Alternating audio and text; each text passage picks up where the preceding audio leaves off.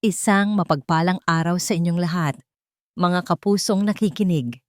Muli, ito si Orange, ang inyong kasama dito sa Orange Audio na maghahatid sa inyo ng isang kwentong kakatok sa inyong mga puso. Sabi nila, ang utang na loob ay hindi basta-bastang nababayaran, lalo na kung ang kapalit nito ay ang kaligtasan ng iyong pamilya. Pero paano kung ang mismong pagtanaw ng utang na loob ang maglalagay sa iyong anak sa panganib? Hanggang saan ang kayang isakripisyo ng isang ina para sa katotohanan? Doktor, hindi siya humihinga ng maayos. Do something! Ang sigaw ni Don Ricardo ay halos bumasag sa katahimikan ng malaking silid. Ang kanyang anak, ang 7 taong gulang na si Ethan, ay nakahiga sa kama, nanginginig at hirap na hirap humagilap ng hangin. 2 doktor ang nagmamadaling kumilos sa paligid ng bata. May nag-aasikaso ng oxygen tank, may sumusuri sa tibok ng puso nito. Mababa ang oxygen saturation niya, Don Ricardo. Mukhang isang matinding asthma attack. Sa isang sulok, mahigpit ang hawak ni Althea sa kamay ng kanyang anak na si Lily. Bagong kasambahay lamang siya sa mansyon at ang takot ay gumuguhit sa kanyang muka habang pinapanood ang kaguluhan. Nanay! Bulong ng 11 anyos na si Lily, ang mga mata ay nakapako kay Ethan. May iba po. Huwag kang maingay, anak. Saway ni Althea. Nakakahiya sa kanila. Pero hindi natinag si Lily. Humakbang siya palapit. Sapat lang para maaninag ang mukha ng batang lalaki. Nakita niya ang bahagyang pangingitim ng mga labi nito at may naamoy siyang kakaiba. Hindi amoy ng gamot, kundi amoy kemikal. Isang amoy na pamilyar sa kanya mula sa mga pamatay peste sa kanilang probinsya. Bigla, sa gitna ng pag-aalala ng mga matatanda, isang tinig ng bata ang pumailan lang, isang tinig na puno ng kasiguraduhan. Lason po, hindi hika. Natigilan ang lahat, ang mga doktor, si Don Ricardo, maging ang hepe ng mga katulong na si Helena, lahat sila ay napalingon sa maliit na batang babae na nakaturo kay Ethan. Ano ang sinasabi mo, bata? Tanong ng isang doktor. Halata ang inis sa kanyang boses.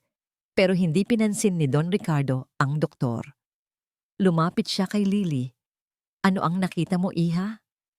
Yung bibig po niya. Nanginginig na sabi ni Lily. May kakaibang kulay at may amoy po. Amoy lason. Parang isang kidlat na tumama sa isipan ng isang doktor. Mabilis niyang sinuri ang bibig ni Ethan at nanlaki ang kanyang mga mata. Agad siyang sumigaw ng mga panibagong utos. Nag-iba ang direksyon ng lahat. Isang iniksyon ang mabilis na itinurok sa braso ng bata. Ilang sandali pa, na puno ng panalangin at takot. Unti-unting kumalma ang panginginig ni Ethan. Ang kanyang paghinga, bagamat mababaw pa, ay nagsimulang maging regular.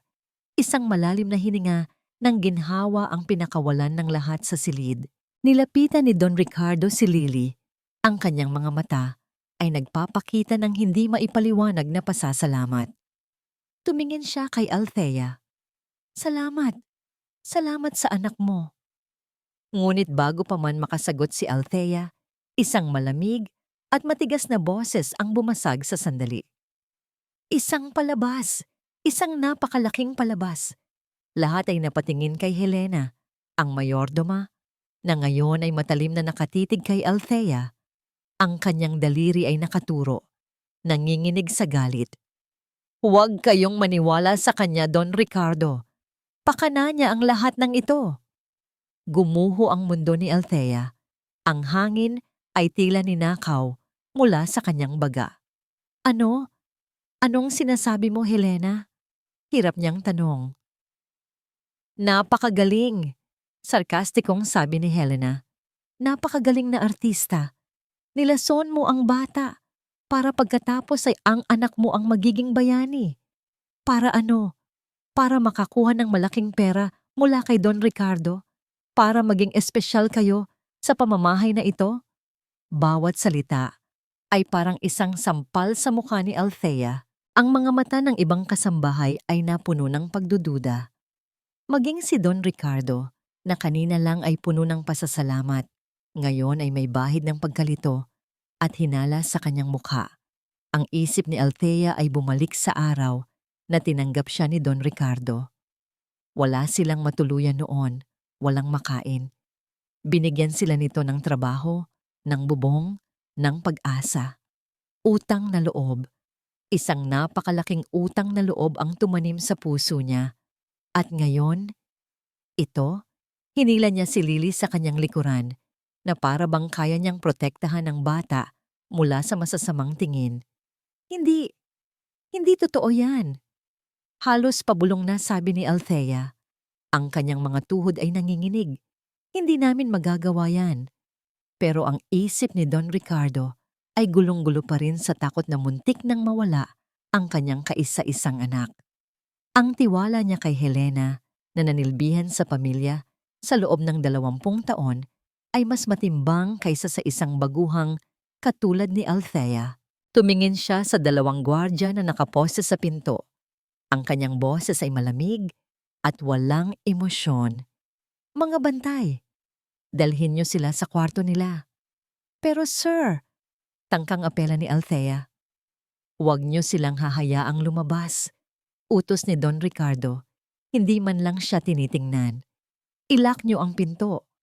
Walang nagawa si Althea kundi magpahila sa mga gwardya. Habang kinakaladkad sila palabas ng silid, ang huling nakita niya ay ang nangungiting tagumpay sa mga labi ni Helena.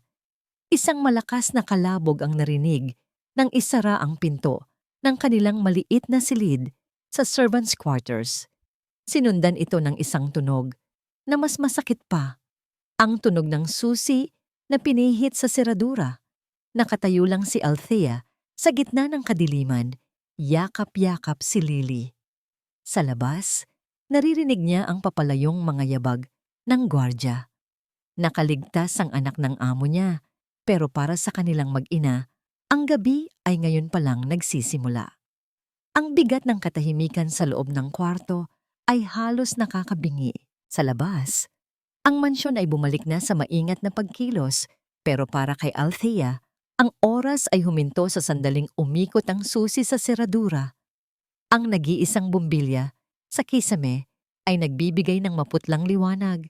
Sapat lang para makita niya ang mga anino na sumasayaw sa dingding. Maingat niyang inihiga si Lily sa kanilang maliit na kama. Nakatulog na ang bata sa pagod at takot. Ang mga pilik mata nito ay may bahid pa ng luha. Hinaplos ni Althea ang buhok ng anak. Ang batang ito, ang batang nagligtas ng buhay, ngayon ay itinuturing na kasabwat sa isang krimen. Paano nangyari to? Bulong niya sa hangin. Bakit sa amin? Naupo siya sa isang lumang silyang kahoy sa tabi ng kama at ang isip niya ay lumipad pabalik. Naalala niya ang araw na dumating sila sa mansyon. Halos 1 buwan pa lang ang nakalipas. Galing sila sa probinsya, dala ang isang bag ng damit at isang pusong puno ng pag-asa.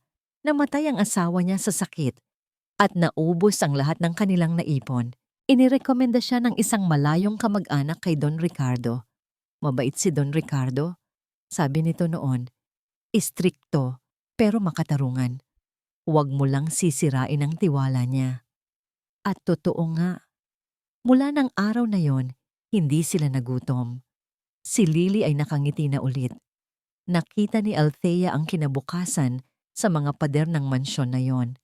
Isang malaking utang na loob ang bumaon sa kanyang puso. Ang utang na loob na ngayon ay parang isang tanikalang gumagapos sa kanya. Paano niya lalabanan ang taong nagbigay sa kanya ng lahat? Sa kabilang bahagi ng mansyon, sa kanyang malawak na pag-aaral, nakaupo si Don Ricardo. Nasa harap niya ang isang baso ng mamahaling alak, ngunit hindi niya ito iniinom. Ang isip niya ay isang malaking kaguluhan. Sa isang banda, naroon ang imahe ni Helena, umiiyak. Nanunumpa na si Althea ay may masamang balak. 20 taon. 20 taon siyang nagsilbi sa pamilya. Siya ang nag-alaga sa asawa niyang pumanaw. Siya ang tumayong pangalawang ina kay Ethan. Hindi siya maaring magkamali. Pero sa kabilang banda, ang mga mata ni Lily, mayroong isang bagay sa mga mata ng batang yon. Isang bagay na dalisay at totoo. Ang tapang nito. Ang sigaw nitong nagligtas kay Ethan. Kinuha niya ang telepono. Tinawagan niya ang hepe ng kanyang security. Gusto kong makita ang lahat ng kuha ng CCTV sa sala at kusina ngayong araw. Mariin niyang utos. Lahat. May ilang sandaling katahimikan sa kabilang linya. Sir, pasensya na po. Pero mukhang nagkaroon po ng technical glitch ang sistema kaninang hapon. Corrupted po ang files mula 3:00 hanggang 6:00. Napapikit si Don Ricardo. 4:00 nangyari ang insidente. Coincidence? Tanong niya. Mas para sa sarili kaysa sa kausap. Mukhang ganun na nga po, sir. Bumalik ang bigat sa kanyang dibdib. Walang pruweba. Tanging salita laban sa salita. At sa mundong ito, ang salita ng isang mayor domang matagal ng naninilbihan ay mas mabigat kaysa sa salita ng isang bagong katulong.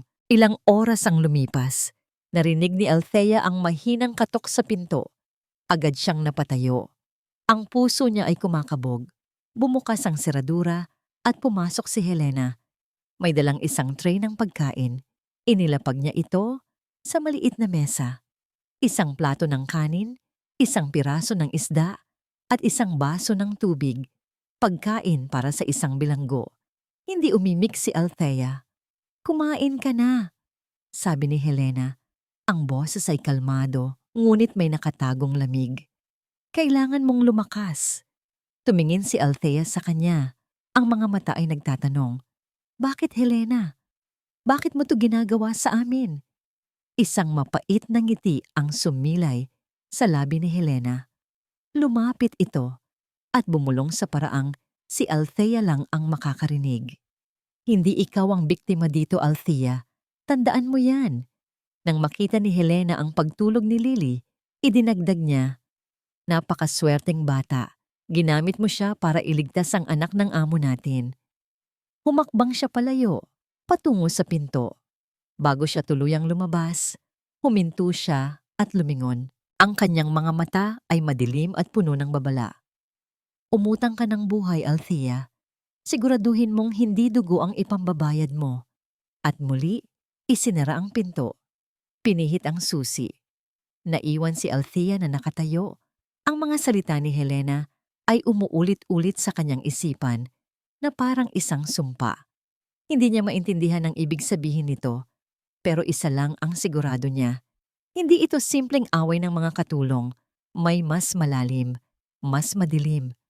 At kahit gaano pa kalaki ang kanyang utang na loob, hindi niya hahayaang madamay ang kanyang anak. Dahan-dahan, sa gitna ng kanyang takot, isang bagong damdamin ang nagsimulang sumibol sa puso ni Althea. Isang determinasyon. Kinabukasan, binuksan ang pinto ng kwarto ni Althea. Hindi para palayain siya, kundi para bigyan ng utos. Magtrabaho ka sa kusina, sabi ng gwardya. Ang mukha ay walang ekspresyon.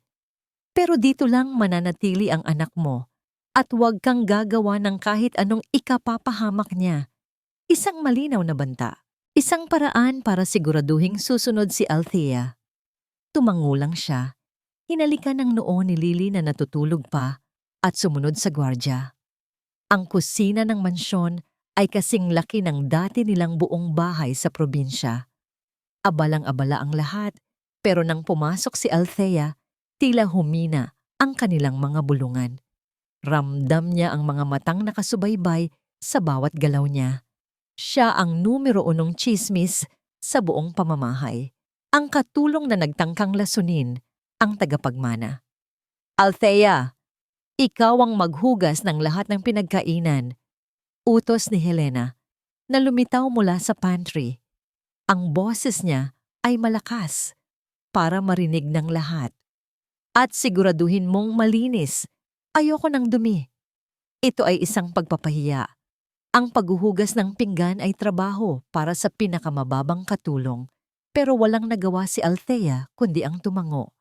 Habang nasa lababo, abala sa pagsasabon ng mga plato, naramdaman niyang may tumabi sa kanya. Si Manang Cora, ang pinakamatandang kasambahay sa mansyon, isang babaeng nasa mga 60 anyos na ang muka ay puno ng mga guhit ng karanasan. "Heto iha," bulong ni Manang Cora, at pasimpleng inilagay ang isang mainit na pandesal sa bulsa ng uniforme ni Althea. "Wala ka pang almusal." Nag-angat ng tingin si Althea, ang kanyang mga mata ay nagpapasalamat. Sa lahat ng mga mapanghusgang tingin, ang simpleng kabaitan ni Manang Cora ay parang isang patak ng tubig sa disyerto. "Salamat po, Manang." "Shh!" sabi ng matanda. "Kumain ka na lang mamaya. Mahirap magtrabaho nang walang laman ng tiyan." Nagpatuloy si Manang Cora sa pagpupunas ng mga baso na parang walang nangyari. Pagkaraan ng ilang sandali, nagsalita siyang muli, sa boses na halos hindi marinig. "Huwag kang mag-alala masyado kay Helena. May mga araw lang talaga na parang may sariling mundo yan." "Lagi po ba siyang ganyan?" Mahinang tanong ni Althea. Umiling si Manang Cora. "Hindi naman. Pero nitong mga nakaraang linggo, napapansin ko palagi siyang wala sa sarili." Gabi-gabi, nakikita ko siyang pumupunta doon sa likod bahay." "Saan po sa likod bahay?" "Doon sa may lumang bodega," sagot ni Manang Cora. "Malapit sa hardin. Alam mo na, malapit sa lugar kung saan nangyari ang aksidente noon." Biglang naging interesado si Althea. "Aksidente po?" Tumango si Manang Cora at tumingin sa paligid para siguraduhing walang nakakarinig. "Matagal na yon. Bago ka pa dito, may isang construction worker na nahulog mula sa itaas habang ginagawa pa itong isang bahagi ng mansyon. Namatay." Naramdaman ni Althea ang panlalamig ng kanyang mga kamay. "Nakakatakot." Patuloy ni Manang Cora, na halatang gustong-gusto ang pagkukwento. "Sabi nila, minsan daw, nagpaparamdam pa rin ang kaluluwa niya doon. Kaya siguro doon pumupunta si Helena. Baka nagdarasal para sa kaluluwa." Hindi kumbinsido si Althea. May kung anong hindi tama. Bakit isang abalang mayordoma ang mag-aaksaya ng oras gabi-gabi para magdasal sa isang lugar na pinaniniwalaang may multo? Buong araw, ang sinabi ni Manang Cora ay paulit-ulit na tumatakbo sa kanyang isipan. Ang lumang bodega, ang aksidente, ang kakaibang gawin ni Helena. Para siyang isang taong nalulunod na biglang nakakita ng isang maliit na piraso ng kahoy na makakapitan. Hindi pa niya alam kung saan ito patungo, pero ito na ang kanyang tanging pag-asa. Nang gabing iyon, pagkatapos dalhan ng hapunan sa kanilang kwarto, hinintay ni Althea na makatulog si Lily. Hindi siya mapakali. Lumapit siya sa maliit na bintana ng kanilang silid. Ang bintana ay may rehas, ngunit may sapat na siwang para makita ang isang bahagi ng malawak na hardin sa likod ng mansyon. Nag-abang siya. Ang mga ilaw sa ibang bahagi ng mansyon ay isa-isang namatay. Ang tanging liwanag na lang ay mula sa buwan. At doon, sa ilalim ng maputlang sinag nito, nakita niya isang anino. Isang tao ang maingat na naglalakad, papalayo sa pangunahing bahay, patungo sa direksyon ng kadiliman kung saan naroroon ang lumang bodega. Kahit malayo, kilala ni Althea ang figura na yon, si Helena. Pero hindi lang yun ang nakita niya. May daladala si Helena. Isang bagay na kumikinang sa liwanag ng buwan. Isang maliit na pala. Napahawak si Althea sa rehas ng bintana. Ang kanyang puso ay biglang bumilis ang tibok. Hindi nagdarasal si Helena. May itinatago siya o may hinuhukay. Hindi nakatulog si Althea ng gabing iyon. Ang imahe ni Helena at ng maliit na pala ay nakatatak sa kanyang isipan. Alam niyang kailangan niyang makapunta sa lugar na yon. Kailangan niyang malaman kung ano ang tinatago ng mayordoma sa dilim. Ang pagkakataon ay dumating kinaumagahan. Pagkatapos ng almusal, inutusan siya ni Helena na itapon ang mga basura sa likod ng kusina. Ang basurahan ay nasa kabilang dulo ng daanan, malapit sa simula ng hardin na patungo sa lumang bodega. Ito na ang pagkakataon niya. Habang naglalakad, pasan ang dalawang malalaking plastic bag ng basura. Sinigurado ni Althea na walang nakatingin. Mabilis niyang itinapon ang mga basura. Sa halip na bumalik agad, pasimple siyang naglakad palayo sa daanan na para bang may tinitingnan lang sa mga halaman. Ang kanyang puso ay dumadagundong sa kanyang dibdib. Bawat segundo ay parang isang oras. Bawat tunog ng mga tuyong dahon sa kanyang paanan ay parang isang sigaw na nagbubunyag sa kanyang ginagawa. Ang lumang bodega ay gawa sa kahoy at yero at halatang matagal nang hindi nagagamit. Ang mga damo sa paligid nito ay matataas. Nag-aalangan siyang lumapit, pero ang isipin si Lily na nakakulong sa kwarto ay nagbigay sa kanya ng lakas. Sinundan niya ang bakas ng mga damong, tila may dumaan kamakailan. Huminto siya sa isang bahagi sa gilid ng bodega, kung saan ang lupa ay mukhang kakaiba. Mas malambot, mas maitim. Halatang may naghukay dito. Napalunok si Althea. Tumingin siya sa kanyang paligid. Tahimik, walang tao. Lumuhod siya. Ang uniforme niyang malinis ay hindi niya inalintana. Gamit ang kanyang mga kamay, sinimulan niyang hukayin ang malambot na lupa. Ang lupa ay basa-basa pa, madaling hukayin. Amoy ng lupa at nabubulok na dahon ang sumalubong sa kanya. Ilang pulgada pa lang ang lalim ng kanyang nahuhukay nang may maramdaman siyang matigas. Isang bagay na gawa sa salamin. Mas binilisan niya ang paghuhukay, tinatanggal ang mga lupang nakapalibot dito. Iniahon niya ito mula sa pagkakalibing. Isang maliit na bote, isang garapon na halos kasing laki lang ng kanyang hinlalaki. Wala na itong laman. Pero nang buksan niya ang takip at amuyin, naramdaman niya ang panlalamig ng kanyang buong katawan. Iyon ang amoy. Ang parehong amoy, kemikal na naamoy ni Lily mula sa bibig ni Ethan. Ito na. Ito na ang ebidensya. Ang pruweba na hindi sila ang may kasalanan. Ang pruweba na si Helena ang may gawa ng lahat. Nanginginig niyang isinara ang bote at itinago ito sa kanyang bulsa. Kailangan niyang maipakita ito kay Don Ricardo. Ngayon, maniniwala na siya sa kanya. Nagmamadali siyang tumayo. Pinagpaga ng lupa sa kanyang mga kamay at damit. Kailangan na niyang bumalik bago pa may makapansin sa kanyang pagkawala. Ngunit pag-ikot niya, ang pag-asa sa kanyang dibdib ay biglang napalitan ng yelo. Nakatayo doon, ilang talampakan lang ang layo sa kanya, si Helena. Hindi sumisigaw, hindi galit. Nakatayo lang siya roon, ang mga braso ay nakahalukip-kip. Isang nakakatakot na kalmado ang bumabalot sa kanya. Ang mga mata ni Helena ay dahan-dahang bumaba mula sa mukha ni Althea, patungo sa kanyang uniforme na may mga bahid ng putik at sa kanyang mga kamay na may dumi pa. At pagkatapos, tumingin si Helena sa hinukay na lupa. Isang malamig na ngiti ang dahan-dahang gumuhit sa mga labi ni Helena. Isang ngiti na hindi umabot sa kanyang mga mata. Naghahanap ka ng basura, Althea? Tanong niya. Ang boses ay mahina, ngunit puno ng pahiwatig. Hindi makapagsalita si Althea. Ang dila niya ay parang nakatali. Ang ngiti ni Helena ay lalong lumawak. Mag-ingat ka, dagdag niya. Ang bawat salita ay parang isang patalim. Baka sarili mo ang makita mo. Inaasahan ni Althea ang isang sigaw, isang eskandalo, isang akusasyon na maririnig sa buong mansyon. Pero wala. Sa halip, tinalikuran lang siya ni Helena at naglakad palayo na parang walang nakita. Ang katahimikang yon ay mas nakakatakot kaysa sa anumang sigaw. Alam ni Althea na hindi pa tapos ang lahat. Ito ay simula pa lamang ng isang mas mapanganib na laro. Nanginginig siya ang bumalik sa kusina.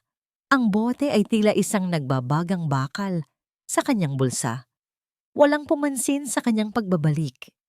O marahil, nagkukunwari lang silang walang napapansin.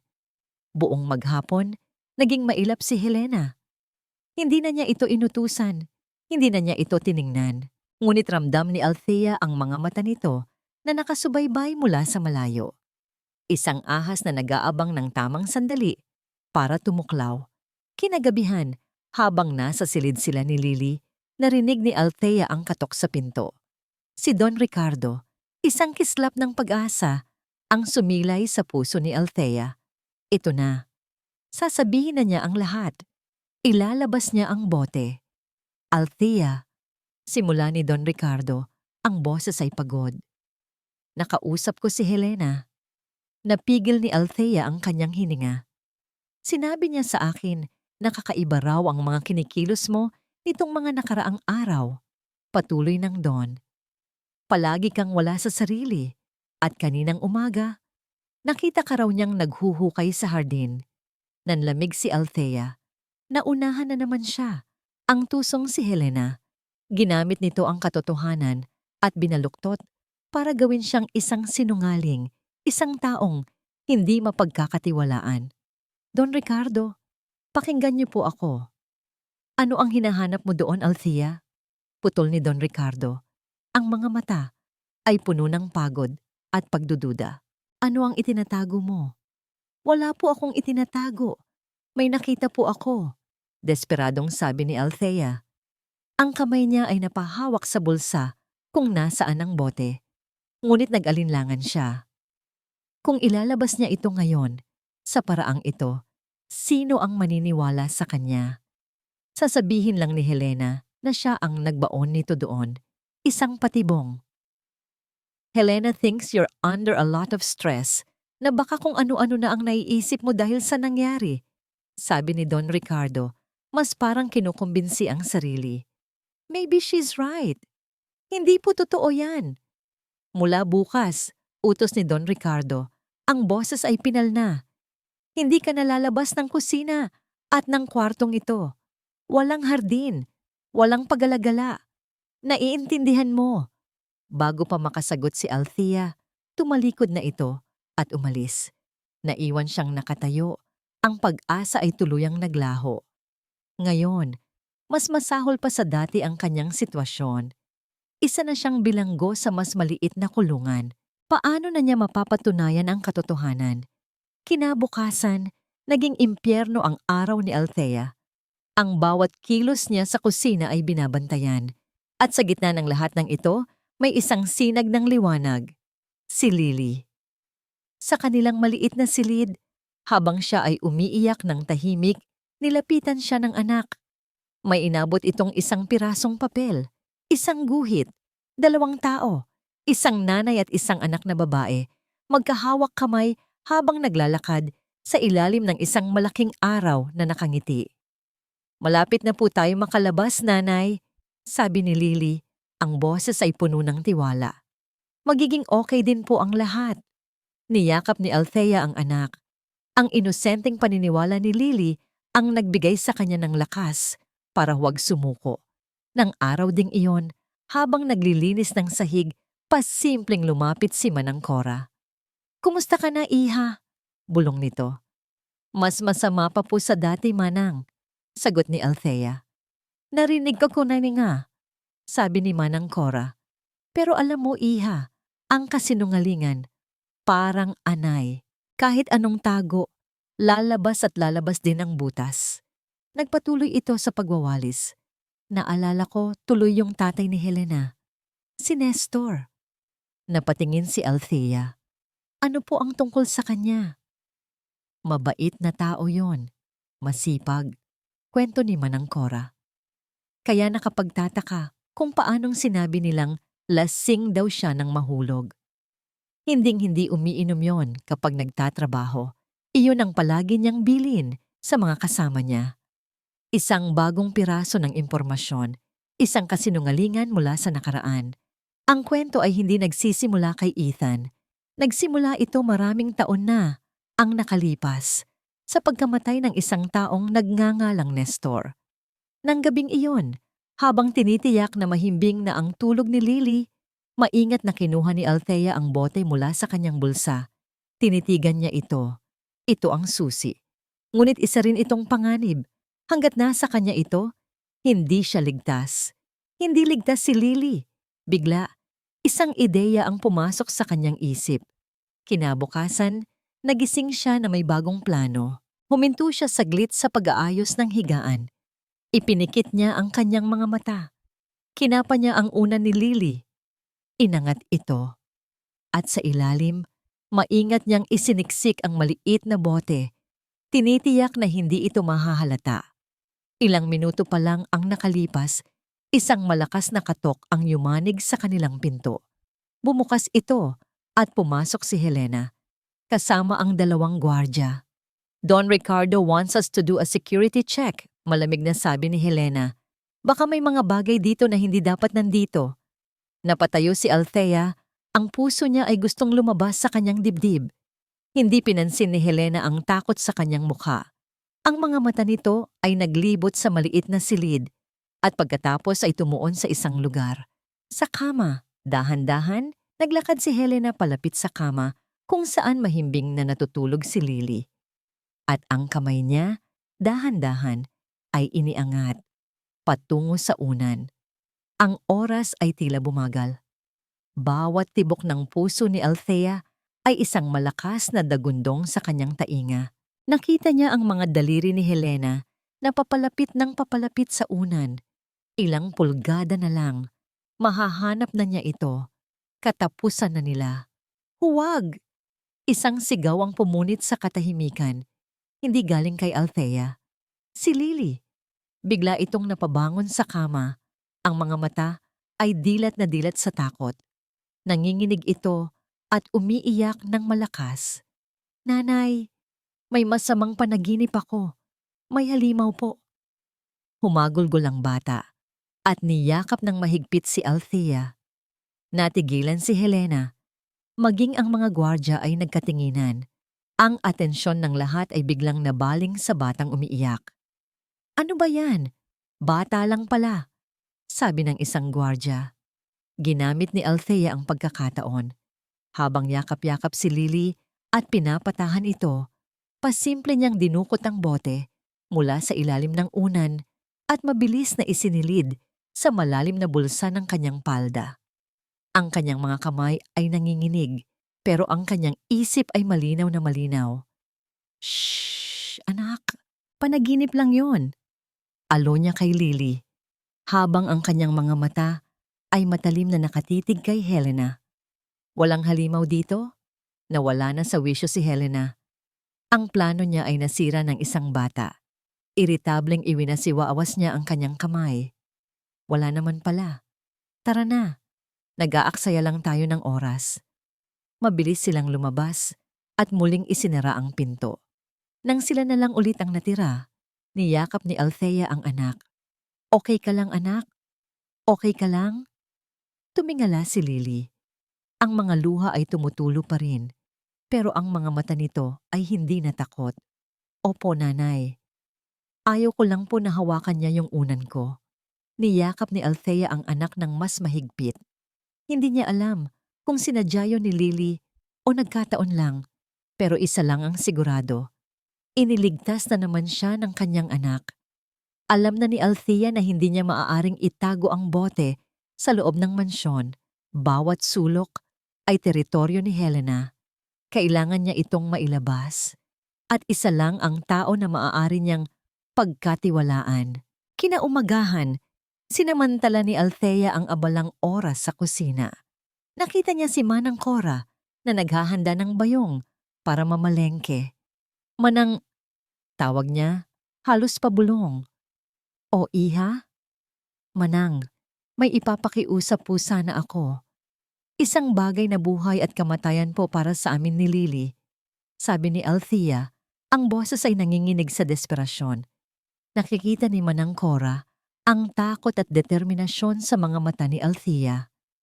Mayroong isang bagay sa babaeng ito na nagsasabing hindi siya nagsisinungaling. Ano yon, iha? Walang imik. Inilabas ni Althea ang maliit na bote Mula sa kanyang bulsa, ipinakita niya ito kay Manang Cora at pagkatapos ay mabilis na isinilid sa ilalim ng mga gulay sa bayong ng matanda. Itago niyo po ito para sa akin, Manang. Huwag niyo po itong ipapakita kahit kanino. Huwag niyo pong iwawala. Ito lang po ang pag-asa namin. Nagulat si Manang Cora. Tiningnan niya ang bote. Pagkatapos ay tumingin siya kay Althea. Nakita niya ang isang inang handang gawin ang lahat para sa kanyang anak. Dahan-dahan, tumango ang matanda. Sige, iha. Itatago ko. May tiwala ako sa'yo. Gumaan ang pakiramdam ni Althea, pero alam niyang hindi pa tapos ang laban. Kailangan niya ng karagdagang impormasyon. Manang, tanong niya ulit. Sino po ba si Nestor? Kay Helena? Bumuntong hininga si Manang Cora. Si Nestor. Ang kwento ng buhay nila ay isang trahedya. Ibinaba niya ang kanyang boses. Si Nestor, siya ang ama ni Helena. Parang isang malakas na kulog ang narinig ni Althea, kahit na walang ingay sa paligid. Ama. Matatalino ang mag-amang yan, patuloy ni Manang Cora. Si Nestor ang pinakamagaling na karpintero noon ni Don Ricardo. At si Helena, scholar yan. Pangarap niyang maging abogada. Pero nang mamatay ang tatay niya, tumigil siya sa pag-aaral. Walang-wala sila. Kaya kinuha siya ni Don Ricardo dito bilang katulong, utang na loob. Simula noon, hindi na siya umalis. Ang lahat ng piraso ng palaisipan ay nagsimulang magkabit-kabit sa isip ni Althea. Ang galit, ang paghihiganti, ang pag-atake kay Ethan, ang kaisa-isang anak, ang kahinaan ni Don Ricardo. Ginagawa ito ni Helena, hindi dahil sa pera. Ginagawa niya ito para sa kanyang ama. Isang paghihiganting 20 taong binuo sa loob ng mansyon. Alam na ni Althea ang kailangan niyang gawin. Hindi sapat ang bote. Kailangan niyang harapin ang pinuno ng lahat ng ito. Nang hapong iyon, naghintay siya. Nag-abang. Nakita niya si Don Ricardo na pumasok sa kanyang pribadong opisina para mag-isa. Ito na ang pagkakataon. Wala si Helena sa paligid. Iniwan niya ang kanyang ginagawa at tahimik na tinungo ang pasilyo. Bawat hakbang ay mabigat. Ang kanyang puso ay kumakarera. Huminto siya sa harap ng malaking pintuan na gawa sa nara. Nanginginig ang kanyang kamay nang iangat niya ito. Kumatok siya. 1 beses, 2 beses. Ang tunog ay umalingaw-ngaw sa tahimik na pasilyo, parang isang hatol na naghihintay ipataw. Pasok! Ang boses ni Don Ricardo mula sa loob ng opisina ay mababa at walang sigla. Dahan-dahang pinihit ni Althea ang doorknob at pumasok. Ang silid ay malawak, napapalibutan ng mga estante ng libro mula sa sahig hanggang kisame. Ang amoy ng lumang papel at mamahaling kahoy ay nangingibabaw. Nakaupo si Don Ricardo sa likod ng kanyang malaking mesa, abala sa pagpirma ng mga dokumento. Hindi man lang siya nag-angat ng tingin. Ano ang kailangan mo? Don Ricardo? Nagsimula si Althea. Ang boses ay bahagyang nanginginig. Kailangan ko po kayong makausap. Tungkol po sa nangyari kay Ethan. Doon lang siya tumigil sa pagsusulat. Dahan-dahan niyang ibinaba ang kanyang pluma at itinaas ang kanyang mga mata. Ang mga ito ay pagod at may bahid ng inis. Akala ko ba tapos na tayo sa usapang ito, Althea? Sinabi ko na sa'yo, hindi po ako ang gumawa nun. Mabilis na sabi ni Althea bago pa siya mawalan ng lakas ng loob. Si Helena po. Si Helena ang may gawa ng lahat. Isang sarkastikong tawa ang kumawala kay Don Ricardo. Si Helena? Ang taong nag-alaga sa pamilya ko sa loob ng 20 taon? Laban sa'yo? Na 1 buwan pa lang dito? Althea, pakinggan mo ang sarili mo. May dahilan po siya. Giit ni Althea. Ang boses ay nagiging mas desperado. Dahil po sa tatay niya. Dahil po kay Nestor. Sa pagbanggit ng pangalan, isang bagay ang nagbago sa mukha ni Don Ricardo. Isang kislap, isang panandali ang pagkatigagal na sinubukan niyang itago agad. Ngunit nakita ito ni Althea. Alam ko po ang nangyari sa kanya, patuloy ni Althea. At alam ko pong hindi siya lasing ng araw na yon. Napatayo si Don Ricardo. Ang kanyang silya ay gumawa ng malakas na ingay. Saan mo narinig ang mga yan? Sa mga tsismosa sa kusina? This is absurd. Lumabas ka na. May ebidensya po ako. Sigaw ni Althea. May bote po akong nakita na ibinaon niya sa likod ng bodega. Yun po ang... Nasaan ang ebidensya mo? Hamon ni Don Ricardo. Ipakita mo sa akin ngayon. Natigilan si Althea. Wala sa kanya ang bote. Paano niya ipapaliwanag? Wala po sa akin ngayon. Pero totoo po ang sinasabi ko. Wala kang pruweba. Puro salita. Puro akusasyon. Malamig na sabi ni Don Ricardo. At ako, pagod na sa lahat ng ito. Sakto sa sandaling iyon, bumukas ang pinto. Pumasok si Helena. May dalang isang tray na may tsaa. Ang kanyang pagdating ay perpektong-perpekto na para bang nakikinig siya sa labas sa buong oras. Don Ricardo, narito na po ang tsaa niyo, sabi niya sa isang malumanay na boses. Tumingin siya kay Althea na parang nagulat. Oh, Althea, nandito ka pala. May problema ba? Ang tanawin ay perpekto. Ang tapat na si Helena, nag-aalala, at ang desperadang si Althea na gumagawa ng mga ligaw na akusasyon. Sinabi niya sa akin na ikaw daw ang may pakana sa nangyari kay Ethan. Diretsong sabi ni Don Ricardo. Ang mga mata ay nakatitig kay Helena na para bang sinusubok ang kanyang reaksyon. Ang reaksyon ni Helena ay obra maestra. Nanlaki ang kanyang mga mata sa gulat at pagkatapos ay dahan-dahang napalitan ng sakit at kalungkutan. Ang mga luha ay nagsimulang mamuo sa gilid ng kanyang mga mata. Ano? Halos pabulong niyang sabi. Bakit? Bakit mo sinasabi yan, Althea? Don Ricardo, 20 taon po. Itinuring ko si Ethan na parang sarili kong anak. Paano? Paano niya nagagawang sabihin yan? Nagsimula siyang humikbi. Isang tahimik na pag-iyak na puno ng sakit. Si Don Ricardo, na kanina ay may bahagyang pagdududa, ngayon ay napuno ng awa at pagkakasala. Tumingin siya kay Althea. Ang kanyang mukha ay tumigas. Nakikita mo ba ang ginagawa mo? Galit niyang sabi. You are tearing this family apart with your lies. Bago pa makapagsalita si Althea, tumingin si Don Ricardo kay Helena. Helena, patawad. Pagkatapos ay ibinaling niya ang kanyang galit kay Althea. Lumabas ka. Bago pa tuluyang mawala ang pasensya ko sa'yo, lumabas ka na. Walang nagawa si Althea. Tinalikuran niya ang dalawa. Habang naglalakad siya palabas, narinig niya ang boses ni Helena sa kanyang likuran, basag at puno ng pag-aalala. Sir, baka po masyado lang siyang stress. Siguro kailangan niya ng tulong. At siguro, para na rin sa kapakanan ni Lily. Baka mas mabuting ilayo muna natin ang bata sa kanya. Sa isang lugar na mas ligtas, pansamamantala.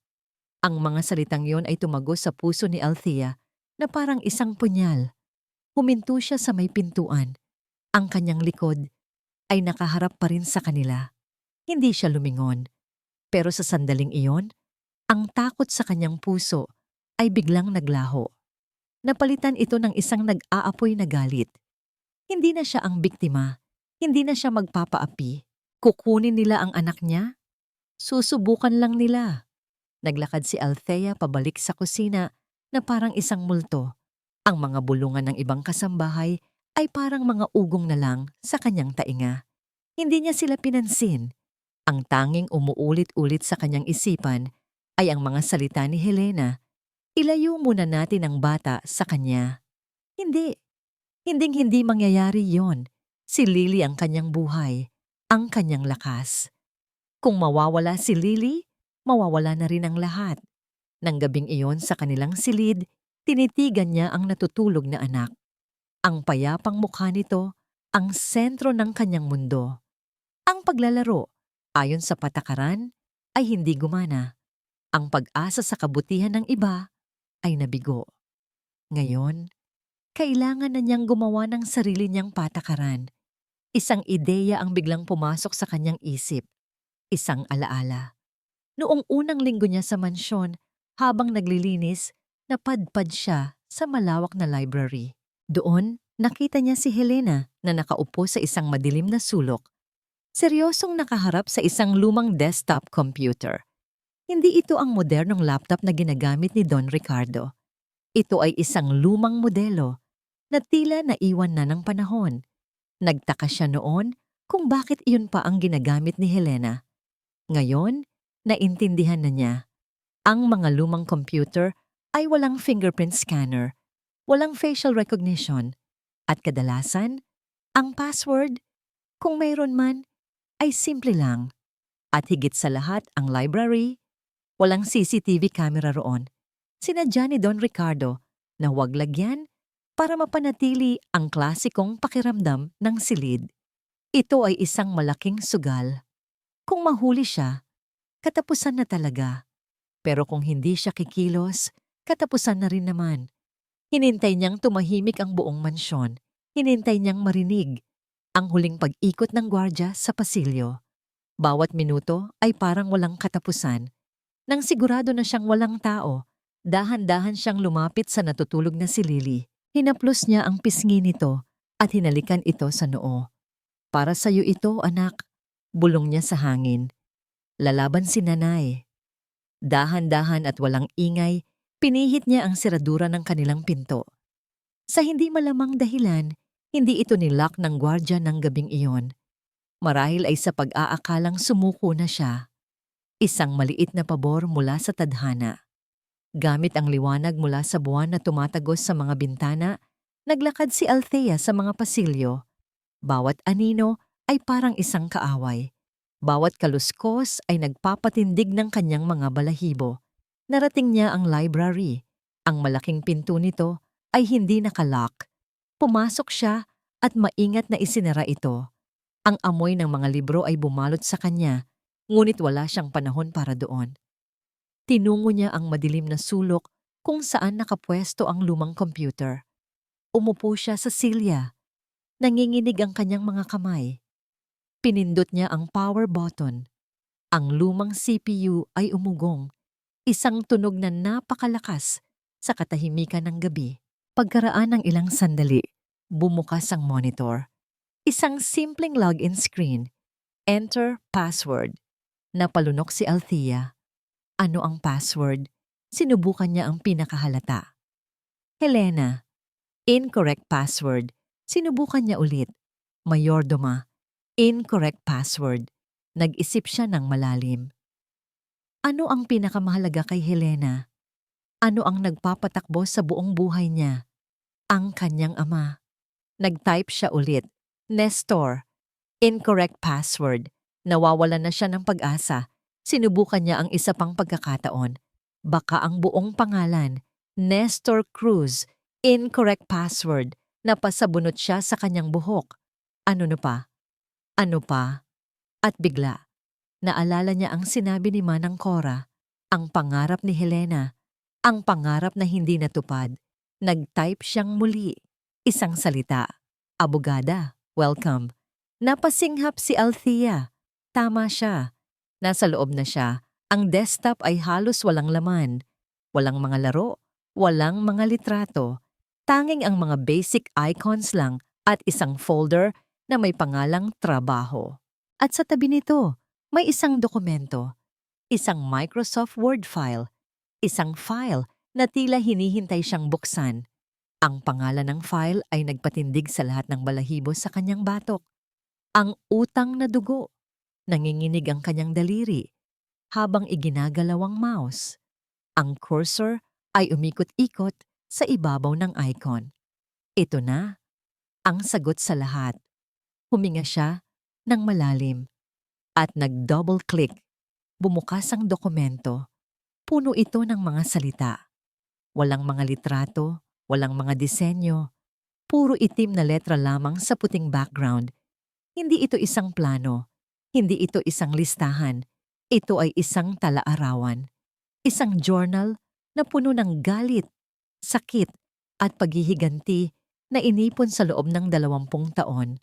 Nagsimulang magbasa si Althea, unang araw, sa mansyon, 18 taong gulang. Pangarap kong maging abogada, pero ngayon, heto ako, isang katulong. Sabi ni Don Ricardo, ito raw ay para makabawi sa nangyari kay Itay. Isang kabayaran. Pero ang buhay ni Itay, hindi nababayaran ng trabaho sa kusina. Balang araw, sisingilin ko siya, hindi sa pera, kundi sa paraan na pinakamasakit. Ang mga salita ay tila tumatalon mula sa screen, bawat isa ay may bigat ng 1 dekada ng pagtitiis. Nagpatuloy sa pagbabasa si Althea, ang kanyang mga mata ay mabilis na gumagalaw sa bawat linya. Nakalathala doon ang lahat. Ang bawat pagpapahiya na naramdaman ni Helena, ang bawat ngiti na kailangan niyang pekein, ang bawat gabi na umiiyak siya ng tahimik para sa kanyang ama. At nandoon din ang katotohanan tungkol sa pagkamatay ni Nestor. Narinig ko ang usapan ng mga inhinyero bago mangyari ang lahat. Delikado ang scaffolding na yan kailangang palitan, pero ang sagot ng Don, masyadong mahal, mag-ingat na lang sila. Pagtitipid. Yon ang halaga ng buhay ni Itay, ilang libong piso, at ang pinakamasakit sa lahat, pagkatapos ng aksidente, kumalat ang balita na lasing daw si Itay, isang kasinungalingan para pagtakpan ang kasalanan ng mayaman, isang kasinungalingan para sirain ang dangal ng isang marangal na tao. Ginamit niya ang kanyang pera para bilhin ang katahimikan ng lahat. Pero ang katahimikan ko hindi nabibili. Napatakip ng bibig si Althea. Ang kasamaan ay mas malalim pa sa inaakala niya. Ito ay hindi lang kapabayaan. Ito ay isang sinadyang pagtatakip. Nakarating siya sa mga huling entry. Ang mga ito ay isinulat nitong mga nakaraang linggo lamang. Dumating na ang kanyang kahinaan. Ang kanyang kaisa-isang anak. Ang batang si Ethan. Sa kanya ko ipaparanas ang sakit na naramdaman ko. Ang takot na baka mawalan ka ng isang minamahal. Hindi ko siya papatayin. Masyadong mabait ang kamatayan. Bibigyan ko lang siya ng isang paalala. Isang lasa ng impyerno. At itong bagong katulong, si Althea. Siya ang perpektong piyon. Walang alam. Mahina. Madaling pagbintangan. Magiging collateral damage siya sa isang digmaang hindi niya naiintindihan. Tumigil sa pagtibok ang puso ni Althea. Collateral damage. Ganoon lang ang tingin sa kanila ni Helena. Isang kasangkapan. Alam na niya ang kailangan niyang gawin. Kailangan itong makita ni Don Ricardo. Ngunit paano? Kung sasabihin niyang nakuha niya ito mula sa computer, malalaman nitong pumasok siya nang walang paalam. Baka hindi na naman siya paniwalaan. Nakita niya ang icon ng printer sa toolbar. Mabilis siyang kumilos. Nag-click siya sa print. Ang lumang printer sa ilalim ng mesa ay gumawa ng isang malakas na tunog na para bang isang halimaw na nagising sa pagkakatulog. Nanalangin si Althea na sana ay walang makarinig. 1, 2, 3 pahina. Ang buong talaarawan. Nang matapos, mabilis niyang kinuha ang mga papel. Pinatay niya ang computer. Inayos ang silya. Tiniyak na walang bakas na naiwan. At tahimik na lumabas ng library. Ang mga papel ay mahigpit na nakatago sa ilalim ng kanyang damit. Kinaumagahan, hindi siya pumunta kay Don Ricardo. Masyadong mapanganib. Baka naroon na naman si Helena. Mayroon siyang ibang plano. Isang mas matalino. Isang mas personal. Nakita niyang naglalaro si Ethan sa hardin. Binabantayan ng isang yaya. Ang bata ay mukha ng malakas at malusog. Naghintay si Althea ng pagkakataon na mapag-isa ang bata. Nang pumasok ang yaya para kumuha ng maiinom, lumapit si Althea. Ethan, tawag niya ng mahina. Lumingon ang bata. Ngumiti ito nang makita siya. Tita Althea. Yung anak niyo po, si Ate Lily, asan po? Nasa kwarto lang, sagot ni Althea. Isang ngiti ang pilit niyang ginuhit sa kanyang labi. Ethan, may ibibigay ako sa'yo. Pwede mo bang ibigay ito sa daddy mo mamaya? Inabot niya ang mga nakatuping papel. Kinuha ito ni Ethan. Ang mga mata ay puno ng kuryosidad. Ano po ito, tita? Mga papel lang para sa trabaho niya. Pagsisinungaling ni Althea. Importante ito. Sabihin mo, galing sa akin. Okay? Tumango ang bata. Sige po, Tita Althea. Mukha po kayong malungkot. Isang kirot ang naramdaman ni Althea sa kanyang puso. Magiging okay din ako, Ethan. Salamat. Bumalik na siya sa loob bago pa siya makita. Nang gabing iyon, habang naghahapunan ang mag-ama sa kanilang pribadong silid-kainan, naalala ni Ethan ang bilin ni Althea. Daddy, sabi niya, habang kinukuha ang mga papel mula sa kanyang bulsa. Pinabibigay po ni Tita Althea, sabi niya, importante daw po. Kinuha ito ni Don Ricardo, bahagyang nakakunot ang noo. Si Althea? Binuklat niya ang mga papel, nagsimula siyang magbasa. Una, ang kanyang mukha ay nagpakita ng pagkalito. Pagkatapos, pagkabigla. Habang nagpapatuloy siya, ang kulay ng kanyang mukha ay unti-unting nawawala. Ang kanyang mga kamay, na nakahawak sa papel, ay nagsimulang manginig. Pagtitipid. Yun ang halaga ng buhay ni Itay. Isang kasinungalingan para sirain ang dangal ng isang marangal na tao. Sa kanya ko ipaparanas ang sakit na naramdaman ko. Nang matapos niyang basahin, ibinaba niya ang mga papel sa mesa na parang napaso. Ang kanyang paghinga ay mabigat. Tumingin siya sa bintana ng silid-kainan. Mula doon, tanaw ang hardin. At doon, sa ilalim ng isang ilaw sa poste, nakita niya si Althea na nagwawalis ng mga tuyong dahon. Nagtagpo ang kanilang mga mata. At sa kauna-unahang pagkakataon, ang nakita ni Don Ricardo sa mga mata ni Althea ay hindi pagsusumamo. Ang nakita niya ay isang salamin. Isang salamin na nagpapakita ng lahat ng kasalanan na matagal na niyang ibinaon sa limot. Ang tingin niya kay Althea ay hindi na tingin ng pagdududa. Ito ay tingin ng hiya at ng matinding takot. Ang mga sumunod na araw ay puno ng kakaibang katahimikan. Hindi na muling kinumpronta ni Don Ricardo si Althea. Sa katunayan, iniiwasan niya ito.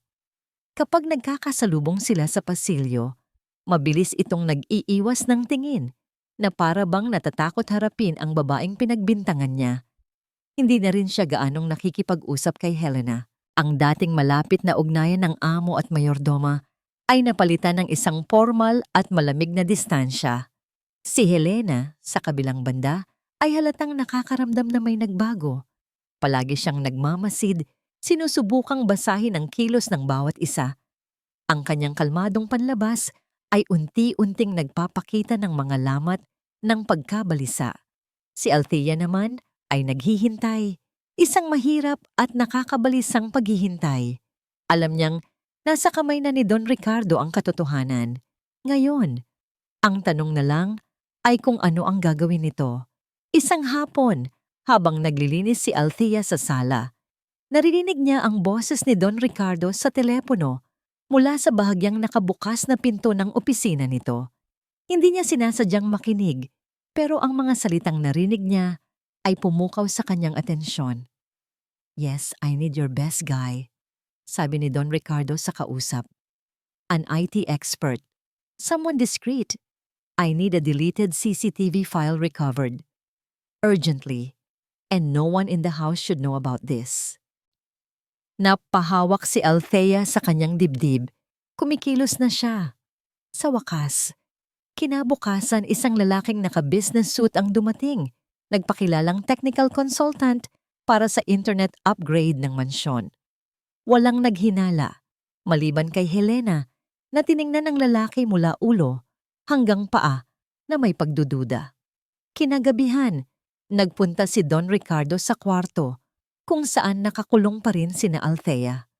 "Manang Cora," sabi niya sa gwardya, "papasukin mo. Sabihin mong pinapatawag ko." Nagtaka si Althea, pero sumunod siya. Pumasok si Manang Cora, halatang kinakabahan. "Manang," sabi ni Don Ricardo, ang boses ay seryoso. "Si Althea, may ipinatago ba siya sa'yo nung isang araw?" Napatingin si Manang Cora kay Althea, ang mga mata ay nagtatanong. Dahan-dahang tumango si Althea. Naintindihan ni Manang Cora.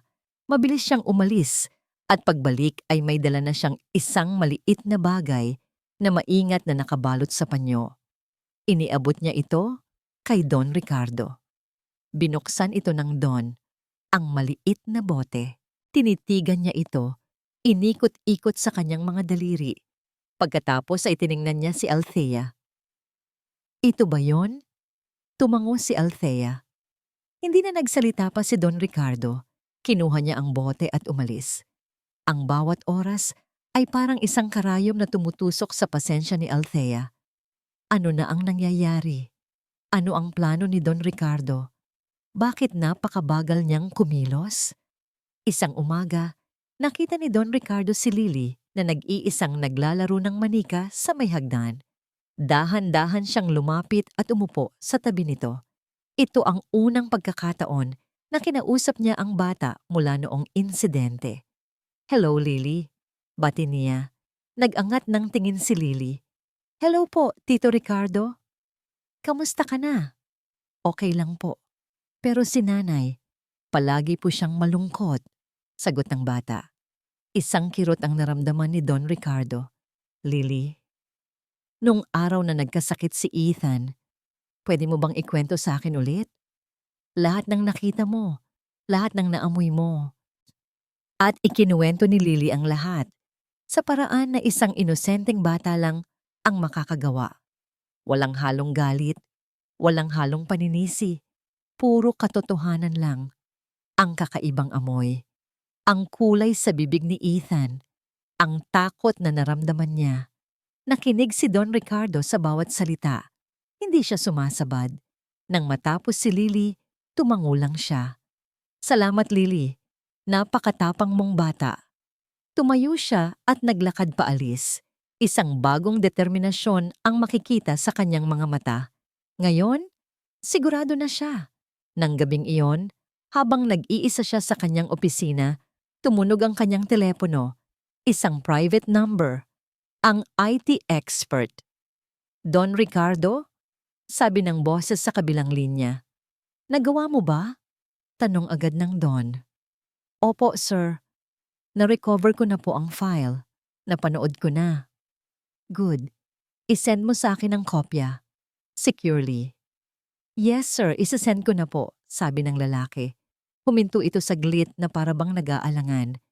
"Pero, may makikita po kayo na hindi nyo inaasahan." Napakunot ang noo ni Don Ricardo. "Ano ang ibig mong sabihin?" "Basta po, sir. Panoorin nyo na lang." Ilang minuto pa isang encrypted file ang pumasok sa email ni Don Ricardo. Kinuha niya ang isang malalim na hininga at pinindot ang play. Ang video ay malinaw. Ang kusina. Nakikita niya si Helena. Maingat na naglalagay ng isang likido mula sa isang maliit na bote papunta sa baso ng gatas ni Ethan. Napamura si Don Ricardo. Ang demonyo. Pero hindi pa yun tapos. Bago umalis si Helena, may isang tao pang pumasok sa frame ng kamera. Isang taong hindi niya inaasahan. Ang hardinero. Si Mark. Ang binatang palaging nakayuko, magalang, at masipag. Sa video, nakita niyang tumango si Mark kay Helena. Tumingin ito sa kaliwat kanan ng pasilyo na parabang tinitiyak na walang nakakakita. Nagbigay siya ng thumbs up kay Helena bago ito tuluyang umalis. Isa siyang lookout, isang kasabwat. Napasandal si Don Ricardo sa kanyang silya. Ang kanyang mukha ay namutla. Hindi lang pala si Helena. May isa pang ahas sa loob ng kanyang pamamahay. Paulit-ulit na pinanood ni Don Ricardo ang video. Ang bawat detalye, ang bawat galaw, ay parang isang lason na dahan-dahang kumakalat sa kanyang sistema. Si Mark, bakit? Ang binatang yon ay halos lumaki na sa mansyon. Ang ama nito ay dating driver ng pamilya. Itinuring na niya itong parang isang pamangkin. Binigyan ng trabaho, tinulungan sa pag-aaral, isa na namang utang na loob na sinuklian ng pagtataksil. O baka naman, may connection din ito sa nakaraan. Kinuha niya ang isang lumang photo album mula sa isang baul sa ilalim ng kanyang mesa. Ang album na naglalaman ng mga litrato mula sa mga unang taon ng mansyon.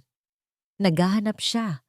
At doon, sa isang kupas na litrato ng Christmas party para sa mga empleyado, nakita niya si Nestor, ang karpintero, nakangiti. At sa tabi nito, isang mas batang lalaki, ang kanyang driver noon, ang ama ni Mark. Magkapatid. Napapikit si Don Ricardo.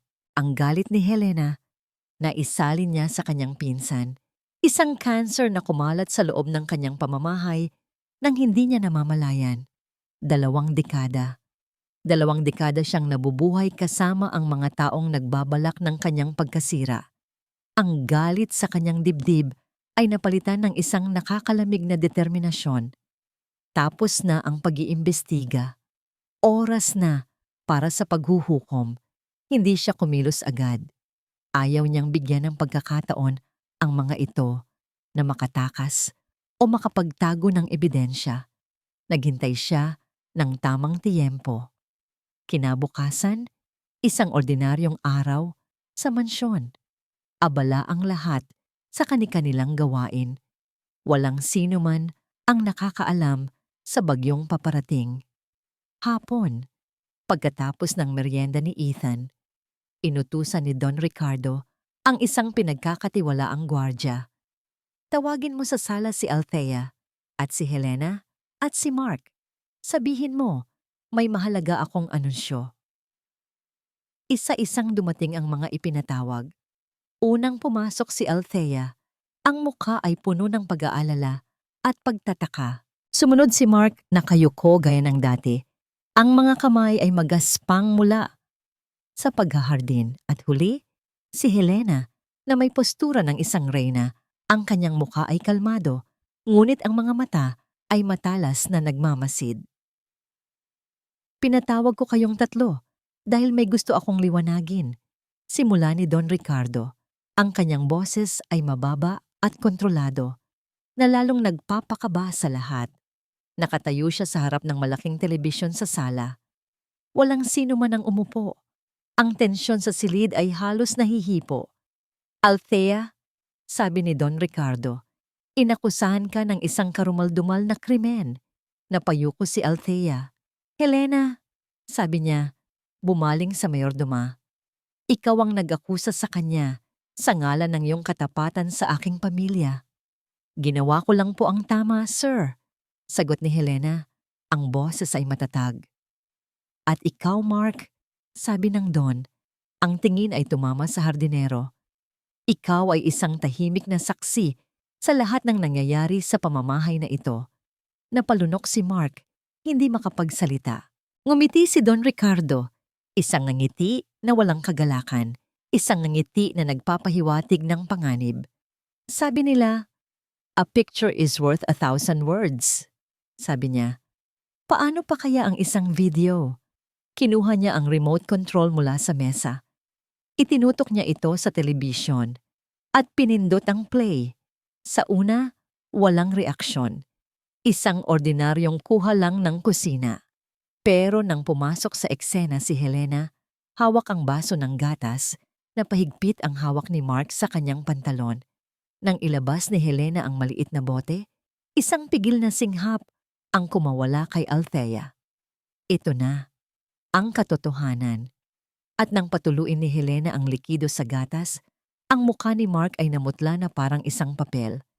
Pero ang pinakamatinding reaksyon ay mula kay Helena. Hindi siya natakot, hindi siya nagulat. Tumingin lang siya kay Don Ricardo at pagkatapos ay sa screen na para bang nanonood ng isang pelikula na alam na niya ang katapusan. Isang malamig at mapanghamong tingin. Nang lumabas sa video si Mark, na nagbigay ng senyales na ligtas ang paligid, napaluhod na lang ang hardinero sa sahig. "Sir, patawad po." Hikbi niya. "Napilitan lang po ako." Hindi pinansin ni Don Ricardo ang kanyang pagmamakaawa. Ang kanyang mga mata ay nakapako kay Helena. Nang matapos ang video, pinatay niya ang telebisyon. Ang tanging maririnig sa silid ay ang pag-iyak ni Mark at ang mabibigat na paghinga ng lahat. Itinaas ni Don Ricardo ang kanyang telepono na kanina pa pala niyang hawak. "Hello?" sabi niya. "Pulis? May gusto akong i-report." Huminto siya saglit at ang kanyang mga mata ay muling tumitig kay Helena, puno ng isang halo ng galit, sakit at pagsisisi. "At may gusto rin akong aminin." Ang katahimikan na sumunod sa tawag ni Don Ricardo sa pulis ay mas mabigat pa kaysa sa isang sigaw. Si Mark ay nanatiling nakaluhod sa sahig. Ang kanyang mga balikat ay nanginginig sa walang tigil na pag-iyak. Si Althea ay nakatayo sa isang sulok. Napaproseso pa rin ang lahat. Isang halo ng ginhawa at takot ang nararamdaman. Pero si Helena, dahan-dahan siyang pumalakpak. Isang mabagal, sarkastiko at nakakainsultong palakpak. "Bravo," sabi niya. Ang boses ay puno ng lason. "Napakagaling na pagtatanghal, Don Ricardo." Sa wakas, pagkatapos ng 20 taon, natuto ka ng maghanap ng katotohanan. Napatayo siya ng tuwid. Ang takot ay tuluyang nawala sa kanyang mga mata. Napalitan ng purong galit at pagkasuklam. Hindi na siya ang maamong mayordoma. Nasa harap nila ngayon ang anak ni Nestor Cruz. "Ano pa ang aaminin mo sa mga pulis, Don Ricardo?" Hamon niya. "Na ikaw ang pumatay sa tatay ko?"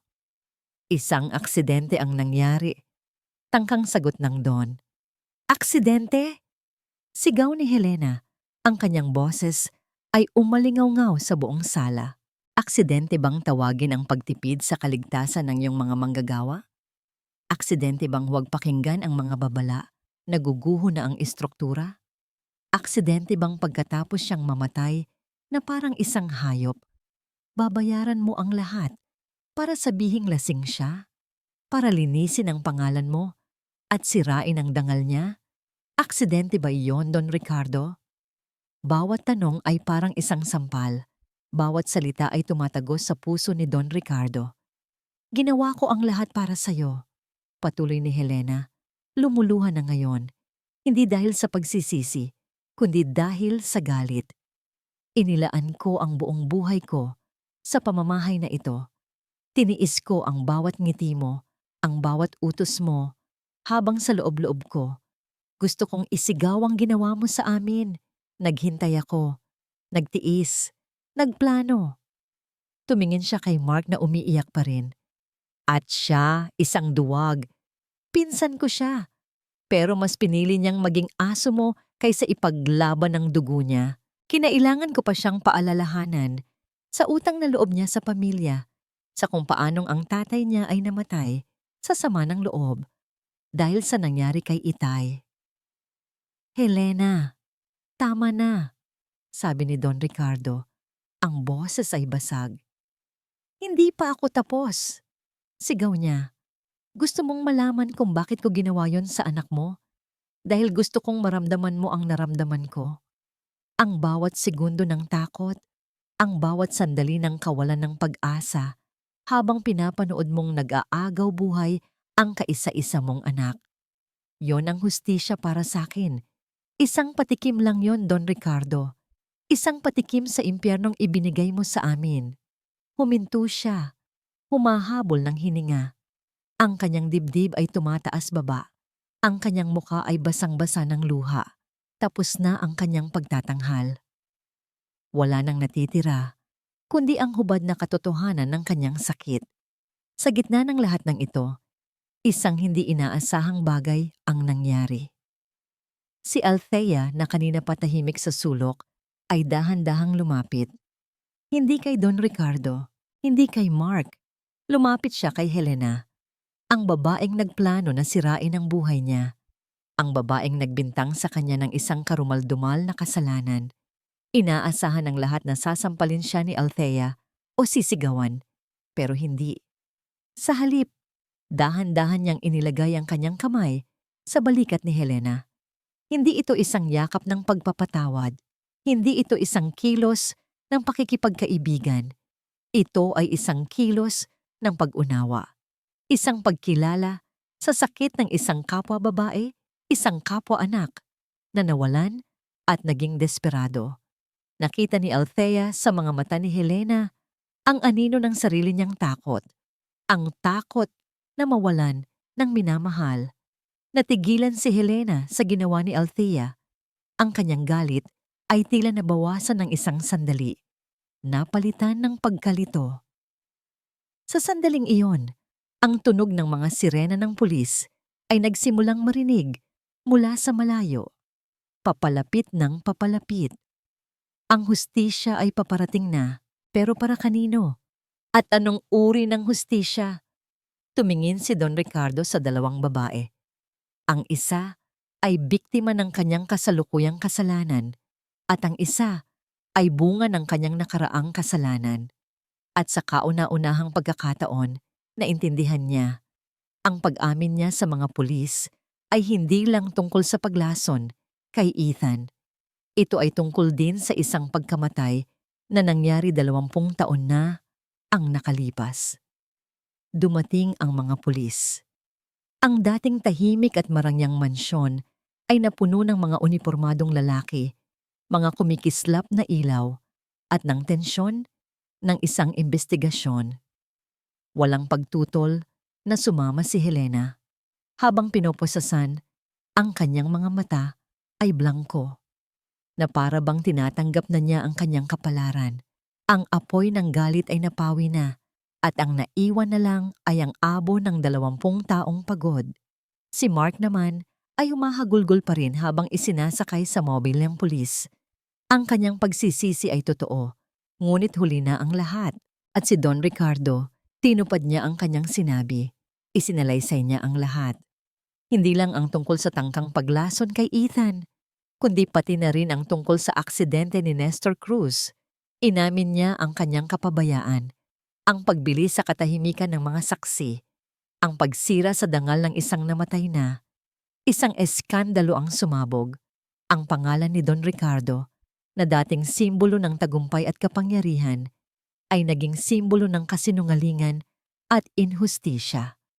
Nang umalis na ang mga pulis at ang media na mabilis na nakaamoy ng balita, isang nakakabinging katahimikan ang muling bumalot sa mansyon. Mas malalim at mas mabigat kaysa dati. Kinabukasan, ipinatawag ni Don Ricardo si Althea sa kanyang opisina. Ang lalaki sa harap niya ngayon ay ibang-iba na sa amo na kanyang kinatakutan. Ang kanyang mga balikat ay hukot, ang kanyang mga mata ay malalim, at ang kanyang buhok ay tila masalong pumuti sa loob lang ng isang gabi. Hindi siya nagsalita agad. Inilapag niya sa mesa ang isang folder. Althea, sabi niya, ang boses ay pagod at puno ng pagsisisi. Walang salita ang makakapagpahayag ng aking paghingi ng tawad. Ang sorry ay isang napakaliit na salita para sa lahat ng pinagdaanan niyo ni Lily. Binuksan niya ang folder. Sa loob nito ay ang titulo ng isang bahay. Isang maliit ngunit disenteng bahay sa isang tahimik na subdivision. At sa tabi nito, isang passbook ng bangko. Hindi ito bayad utang, mabilis niyang sabi. Walang halaga ang makakapagbayad sa ginawa kong pagkakamali. Ituring mo na lang itong isang pagsisimula. Isang bagong simula para sa inyo ni Lily, malayo sa lugar na ito. Ang halaga sa passbook ay sapat na para hindi na magtrabaho si Althea sa loob ng maraming taon at sapat para pag-aralin si Lily hanggang sa kolehiyo. Tinitigan ni Althea ang mga dokumento. Ito na ang katuparan ng lahat ng pangarap niya. Isang sariling bahay, isang siguradong kinabukasan para sa anak niya. Ang kailangan lang niyang gawin ay tanggapin ito at umalis. Pero may isang bagay na pumipigil sa kanya. Salamat po, Don Ricardo, mahina niyang sabi. Malaking tulong po ito. Tumayo na siya para umalis. Ang usapan ay tapos na. Pero bago siya makarating sa pinto, isang maliit na boses ang narinig nila. Tita Althea, Ate Lily. Si Ethan, tumatakbo papasok ng opisina. Hindi niya alam ang buong detalye ng nangyari. Ang alam lang niya ay aalis na ang kanyang mga kalaro. Yumakap siya nang mahigpit sa binti ni Althea. Please don't go, tita, sabi ng bata. Ang mga mata ay nagsisimula ng mamasa. Ate Lily, please don't go. Hinaplos ni Althea ang buhok ng bata. Sa kabila ng lahat, si Ethan ay isang inosenteng biktima rin. Tumingin si Althea kay Don Ricardo, sa batang nakayakap sa kanya at sa mga dokumento sa mesa. Tinanggap niya ang mga ito, ngunit alam niyang may kulang pa. Ang pagbibigay ng pera at ari-arian ay madali para sa isang taong mayaman. Pero may isang bagay pa na kailangan niyang gawin na hindi nabibili ng pera. Salamat po dito, Don Ricardo. Ulit ni Althea, ang boses ay mas matatag na ngayon. Tatanggapin po namin ito. Nakahinga ng maluwag si Don Ricardo. Pero, dagdag ni Althea, may isang bagay pa po kayong kailangang gawin para sa amin at para sa sarili niyo.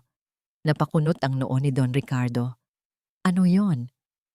Ang paghingi niyo po ng tawad sa amin ay isang bagay, paliwanag ni Althea. Pero ang kasalanan niyo po kay Nestor at sa pamilya niya, kailangan itong marinig ng buong mundo. Kailangan niyong aminin sa lahat na nagkamali kayo. Hindi para sa akin, hindi para sa pulis, kundi para maibalik ang dangal ng isang taong matagal niyo nang inalipusta. Natigilan si Don Ricardo. Ang hinihiling ni Althea ay higit pa sa pera. Ito ay ang kanyang pride, ang kanyang reputasyon, ang kanyang huling piraso ng dignidad. Tinitigan siya ni Althea, hindi na bilang isang katulong, kundi bilang isang taong kapantay niya. Gawin niyo po iyon, sabi ni Althea, at doon pa lang po talaga magsisimula ang tunay na pagbabayad. Ang hiling ni Althea ay parang isang malaking batong ipinapasan sa balikat ni Don Ricardo. Sa loob ng ilang araw, nagkulong siya sa kanyang opisina. Pinag-isipan niya ang lahat, ang kanyang legacy, ang kanyang pangalan, ang kinabukasan ng kanyang kumpanya. Ang pag-amin sa publiko ay katumbas ng pagwasak sa lahat ng kanyang pinaghirapan. Ngunit sa tuwing titingnan niya ang kanyang anak na si Ethan, nakikita niya ang mukha ni Nestor. Sa tuwing gawing nakikita niya ang anino ni Althea sa pasilyo, naririnig niya ang hamon nito. Hindi na niya kayang mabuhay sa isang kasinungalingan. Isang linggo pagkatapos ng insidente, nagpatawag si Don Ricardo ng isang press conference. Ang balita ay mabilis na kumalat. Ang media, na uhaw sa iskandalo, ay dumagsa sa harap ng mansyon.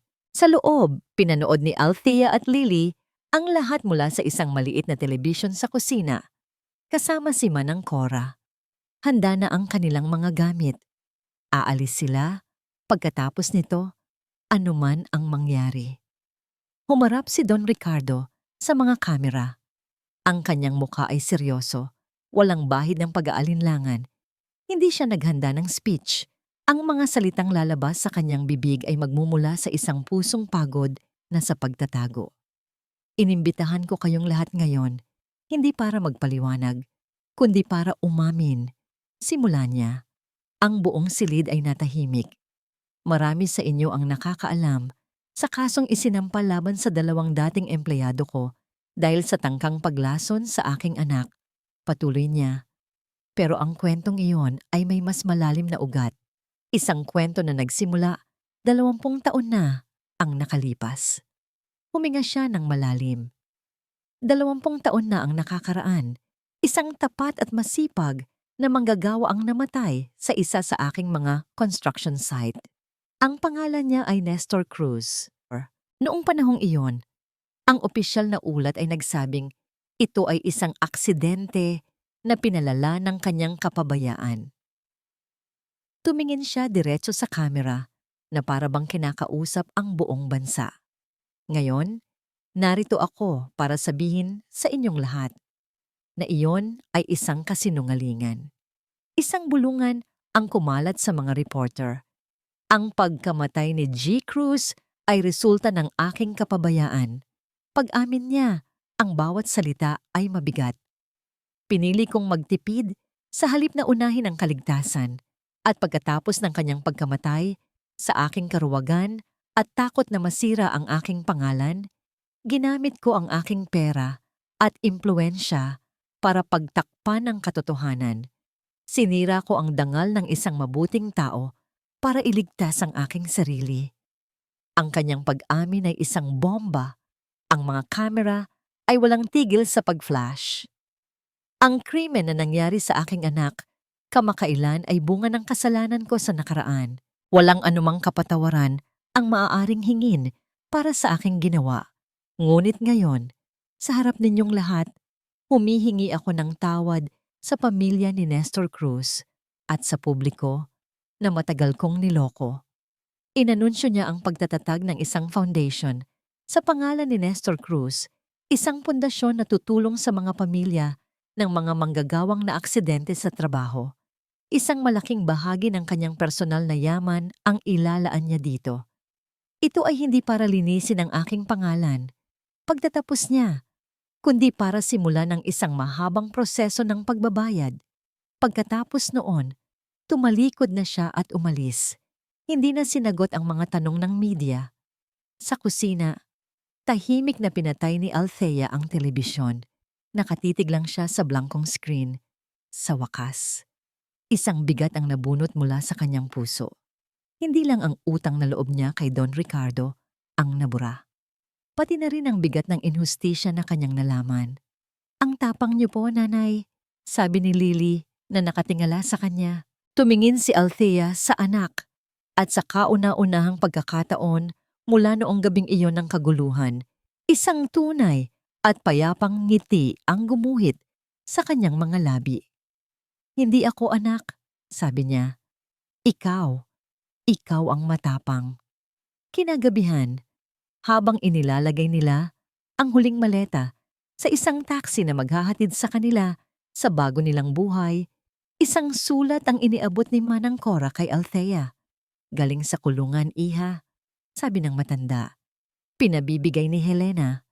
Nag-alinlangan si Althea. Ang isang bahagi niya ay gustong punitin ito at itapon. Pero ang isa pang bahagi ay gustong malaman kung ano ang nilalaman. Kinuha niya ang sulat. Habang papahayo ang taxi, palayo sa mansyon, lumingon si Althea. Ang malaking bahay ay naging isang anino na lang sa dilim. Isang kabanata ng kanilang buhay na sa wakas ay nagsara na. Hawak niya ang sulat sa kanyang kamay, isang huling koneksyon sa nakaraan na kailangan pa niyang harapin. Isang taon ang lumipas. Ang sikat ng araw ay malayang pumapasok sa bintana ng isang maliit, ngunit maaliwalas na kusina. Ang amoy ng nilulutong adobo ay humahalo sa halakak ng isang batang babae na masayang gumuguhit sa mesa. "Nanay, tingnan niyo po ang drawing ko," sabi ni Lily, na ngayon ay 12 taong gulang na.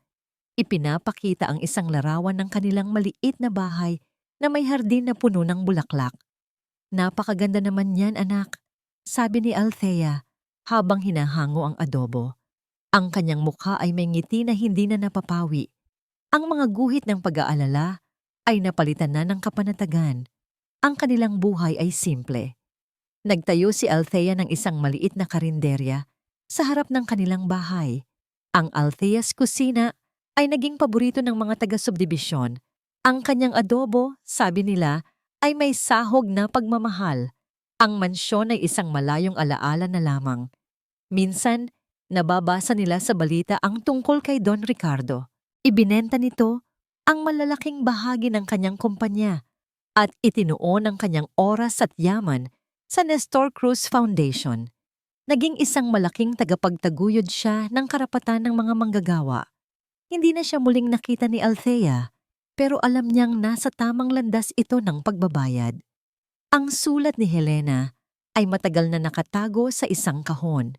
Isang gabi, nang mahimbing na ang tulog ni Lily, kinuha ito ni Althea. at nagpa siyang basahin. Ang sulat ay hindi humihingi ng tawad. Hindi rin ito nanghihingi ng awa. Althea, hindi ko alam kung bakit ko ito isinusulat. Siguro dahil ikaw lang ang nakakita sa akin sa sandaling wasak na wasak ako. Hindi ako nagsisisi sa paghahanap ko ng hustisya para kay Itay. Ang pinagsisisihan ko ay ang paraan. Ang pinagsisisihan ko ay ang paggamit ko sa isang inosenteng bata. Ang paggamit ko sa inyo. Wala akong karapatang humingi ng kapatawaran. Ang hinihiling ko lang ay sana, balang araw, maintindihan mo. Ang galit ay isang lason. 20 taon ko itong ininom. At sa huli, ako lang din ang namatay. Helena, pagkatapos basahin ang sulat, hindi galit ang naramdaman ni Althea, kundi awa. Isang malalim na awa para sa isang buhay na nasayang dahil sa galit. Itinupi niya ang sulat at itinago itong muli. Hindi pa niya kayang magpatawad, pero naiintindihan na niya. At iyon, para sa ngayon, ay sapat na.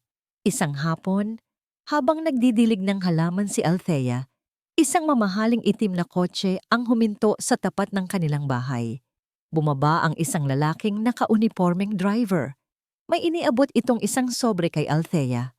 Galing po sa isang anonymous donor para po sa scholarship fund ni Lily, sabi ng lalaki. Alam ni Althea kung kanino galing iyon. Taon-taon, may dumarating na ganito. Walang pangalan, walang mensahe. Isang tahimik na paraan ng pagtulong at pagbabantay mula sa malayo.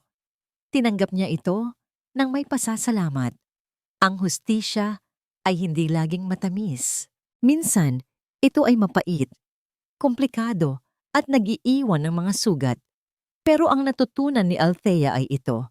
Ang tunay na kapayapaan ay hindi matatagpuan sa paghihiganti o kahit sa pagpapatawad sa iba. Ito ay matatagpuan sa pagpapatawad sa sarili, sa pagtanggap sa nakaraan, at sa pagharap sa kinabukasan ng may pag-asa. Tumingin siya sa kanyang anak, na ngayon ay abala na sa paggawa ng takdang aralin. Ang batang nagligtas ng isang buhay, nagbunyag ng katotohanan, at nagbigay sa kanya ng lakas para lumaban.